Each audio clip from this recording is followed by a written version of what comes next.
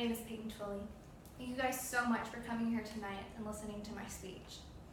As children in history class, we used to learn about the braves and battles fought by the Native Americans, but we never spent a lot of time learning about their history or their culture. Did you know that the Cherokee Indian Sequoia developed the writing system and alphabet for the Cherokee people? Let's take a dive into the Cherokee Nation. The Cherokee people are widely known for the horrific events surrounding the Trail of Tears, but not a lot of people take into account that their history goes much deeper and is much richer than that. Tonight, I'm going to be talking to you a little bit about the Cherokee language, the history of the Cherokee tribe, and the Cherokee Nation itself. Let's start by taking a look at the Cherokee language. According to AccessGenealogy.com, there are three main dialects spoken by the Cherokee people: Elati, Middle, and Atali.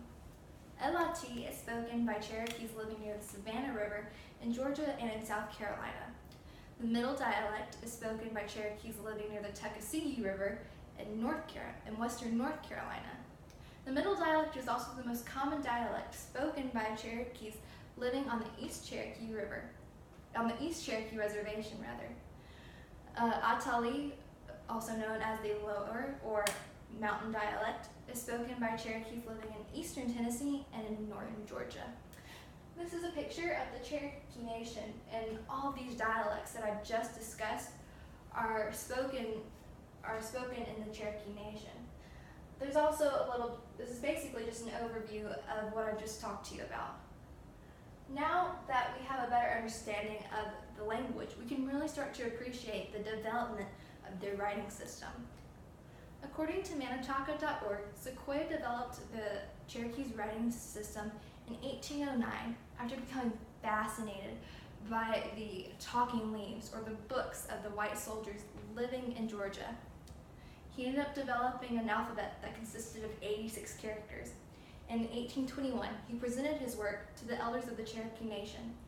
Shortly afterwards, his writing system that he so painstakingly developed became popularly used by the Cherokee people. This is a picture of Sequoia with his alphabet. The Cherokee language, both written and spoken, is a big part of the Cherokee's history. But where would they be without the history of their tribe? So the history of the Cherokee tribe can really be split into two parts: pre-Trail of Tears and during the Trail of Tears. Because what happened during the Trail of Tears really shaped how the Cherokee Nation is today. And we're going to talk about that in a little bit. According to Native American Netroots.net, unlike the common portrayals of Indians, the Cherokees were farmers, not nomadic hunters. In 1808, the first written laws were passed by the Cherokee people. These written laws put in place a police force and protected the rights of orphans and widows. Also, in the early 1800s, the Cherokees revamped their government. It was actually modeled after the government of the United States. Now, this is a picture of Cherokees living pre-Trail of Tears. Now we can get into a little bit about the Cherokees during the Trail of Tears. According to History.com, the Treaty of New Dakota was between the Cherokee people and the white settlers that wanted the Cherokees' land. It was supposed to be a set of guidelines regarding the removal of the Cherokees,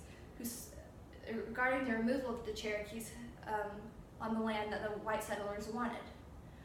And unfortunately, according to USHistory.org, those who resisted were forced off of their homeland at gunpoint.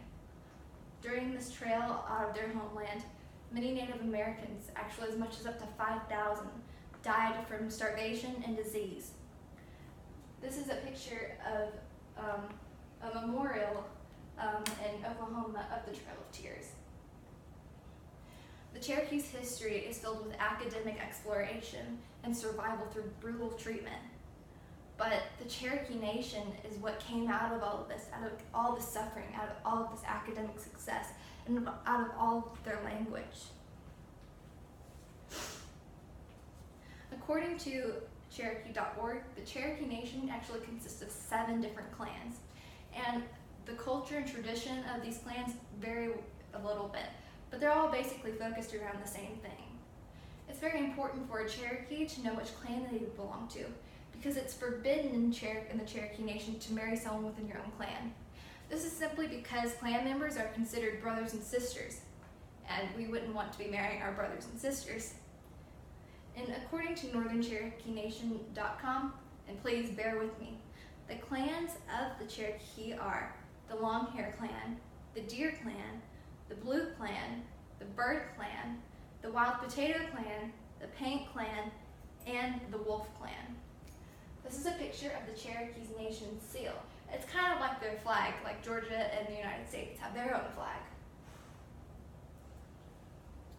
The Cherokee people have been silenced for too long, and it's important for us as Americans and as people to learn about these Native American groups, not just the Cherokees, because it ensures that their nations and their history won't be forgotten. And whether we know it or not, it's our history too, and it's how we can learn and become better as people. The Cherokees are filled with academic exploration. Their history is rich and deep, and it's something that we should learn from. And the Cherokee Nation is a result of all of this. It's important to know because we're constantly learning from them and all their ways. Where would America be without the Cherokees? Thank you guys so much for coming here tonight. I'm really listening, and I hope you take this into account as you continue. Thank you guys so much.